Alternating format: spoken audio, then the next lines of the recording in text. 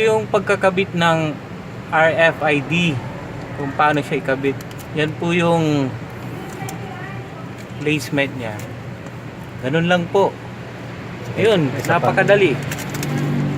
Doon po sa middle upper part ng windshield sa loob.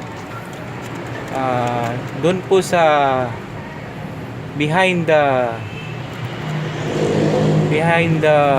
rear mirror ng expander natin. Ganun lang. Oh.